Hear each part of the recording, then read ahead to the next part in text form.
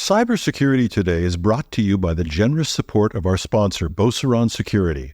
You can get their 2024 State of Cybersecurity Awareness Report at beauceronsecurity.com, and there's a link you can follow in the show notes. Good news, bad news in a Mandiant report. UnitedHealth admits paying a ransomware gang, and more. Welcome to Cybersecurity Today. It's Wednesday, April 24th, 2024. I'm Howard Solomon. Security teams may be getting better at finding hackers lurking in their IT systems. That's according to Mandiant's annual M-Trends report.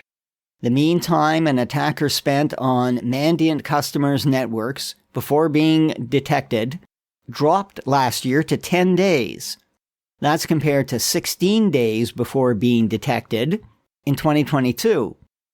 However, the report suggests ransomware played a key in the drop because it tends to be detected more quickly than other malware. Having a hacker in your system for 10 days, though, isn't a lot to cheer about. Here's something else to think about. Last year, 54% of those surveyed who were hacked said they first learned of the compromise from an external source, like a law enforcement agency, customer, or security researcher, and not their own staff. Now, that's an improvement from 2022, but the number jumped to 70% who learned from an outside source they've been compromised in the case of ransomware. And that's because most organizations only learned they were penetrated by the ransom note left by the attacker.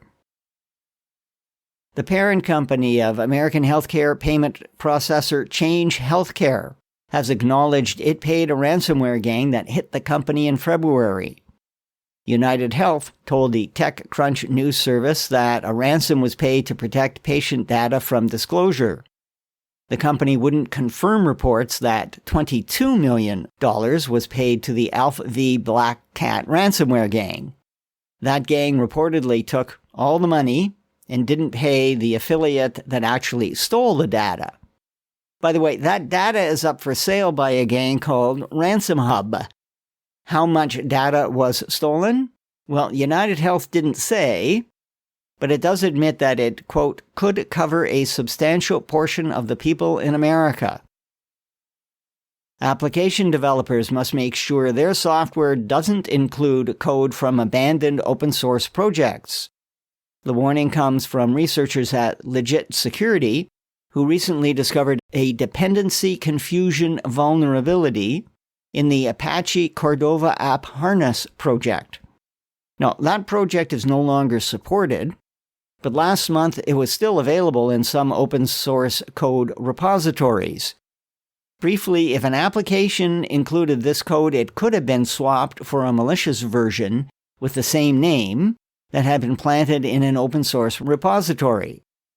Apache has been notified and taken action, but the incident is a warning to developers to audit their code base and replace archived or unmaintained third-party code.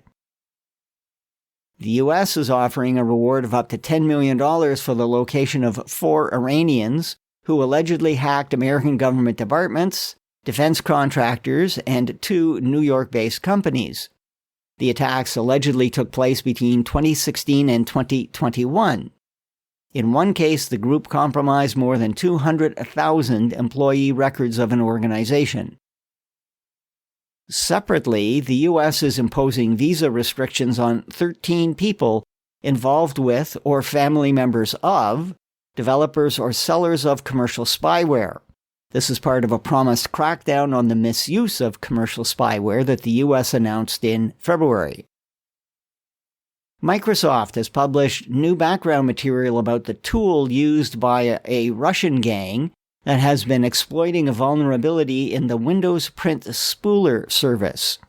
The threat actor is called Forest Blizzard, Strontium, or APT28 by some researchers. The tool used to exploit the vulnerability is called Goose Egg. Security teams may find the background report helpful in defending their environments. This hole was discovered and patched in 2022, but the gang may have been using it since 2019. University of Calgary computer science professor Ken Barker has been named Scientific Director of Canada's National Cybersecurity Consortium. He has held a position in an interim role for the past 12 months. The coalition works with the public and private sectors to encourage cybersecurity education and innovation in higher education and in businesses. The consortium is currently funding 20 research projects, ranging from finding ways to better protect critical infrastructure to supporting a master's degree in cybersecurity management. Finally, a week today will be World Password Day. So, start thinking if your passwords are safe. Remember to make sure that your passwords, or even better, passphrases, are at least 14 characters long and include a number, a capital letter, and a symbol. Use a password manager to keep track of them, and that way you aren't tempted to create a simple password that can be guessed. And IT managers should set up multi-factor authentication for employees to guard against a hacker guessing or cracking passwords. Think about this.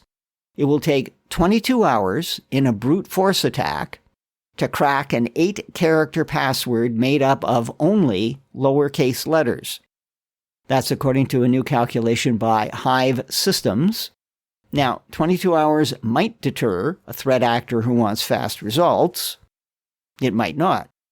However, the analysis assumes that an organization stores the password using the latest protection algorithms. If not, a brute force attack will crack any password faster. A 14-character password with a mix of upper and lowercase letters, a number, and a symbol would take 805 billion years to crack in a brute force attack using current technology. Now, even if that password was made up of lowercase letters, that 14-letter password would take 766 years to crack. Passwords should never be common words like elephant or Susan or Susan123, but a phrase with 2 or more words that can't be guessed. And never use the same password on different sites. This advice, of course, applies to those of you using home computers as well. That's it for now. Links to details about news mentioned in this podcast episode are in the text version at itworldcanada.com and technewsday.com. Follow Cybersecurity Today on Apple Podcasts, Spotify, or add us to your flash briefing on your smart speaker. Thanks for listening. I'm Howard Solomon.